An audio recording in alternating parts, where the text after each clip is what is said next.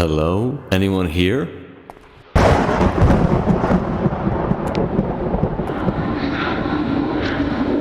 Only anguish fills this residence, Benedict.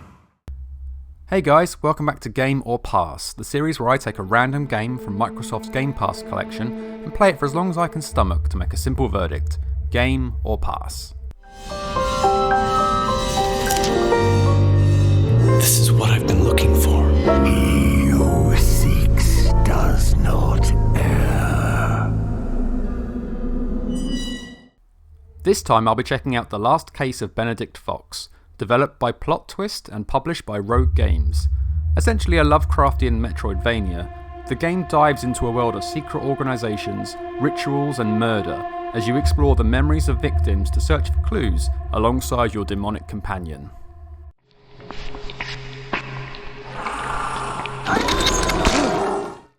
The problem with The Last Case of Benedict Fox, in my opinion, is that it doesn't really know what it wants to be. Rather than perfecting a few key elements, it tries to throw a lot of ideas at the wall. The result is that none of them really stick, ending up on the floor in a goopy mess of sluggish controls, frustrating gameplay loops, and overly complex puzzles. But let's start with the positives. The game oozes style, from the atmosphere-soaked manor that acts as a hub near the start, to the hellscape of victims' minds filled with monstrosities and unsettlingly twisted sights and sounds. Like all good Metroidvanias, the area you're exploring gradually becomes clearer as you discover areas, unlock new abilities, and double back to access previously unreachable areas. Unfortunately, this game's identity crisis is its downfall.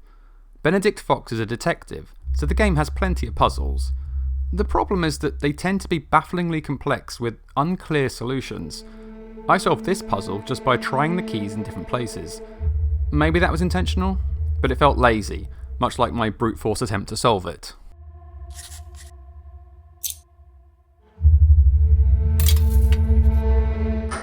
Then there's combat.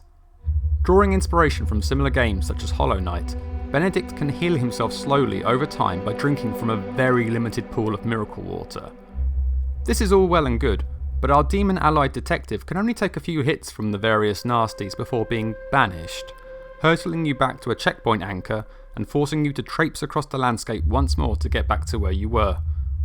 At least the landscape is interesting.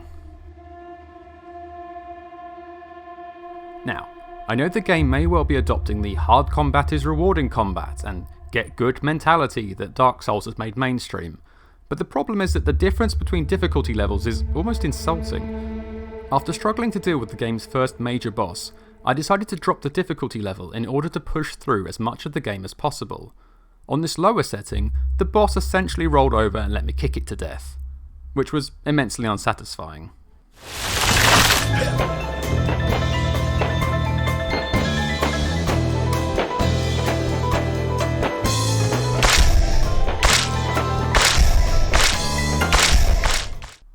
Platforming is fine, if a bit clunky at times.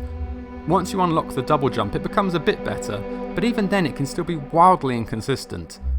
This section, where you teleport around the room with mirrors, felt particularly frustrating to navigate.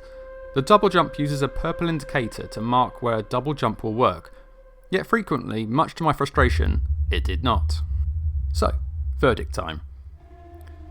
I can't shake the feeling that many of my issues with the game might have been resolved with more time. New abilities may well have made combat and movement less of a chore.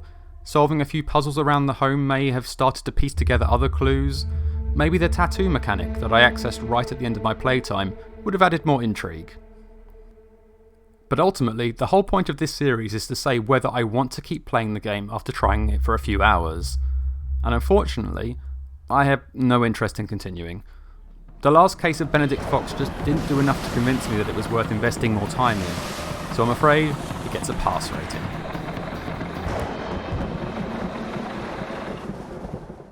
And there we go. I hope you enjoyed my review of The Last Case of Benedict Fox. If you did, you know the usual deal with the like and subscribe buttons. I'll be uploading more videos in this series, as well as plenty of other content, so hope to see you around in the future. Thanks for watching, look after yourself, and see you soon.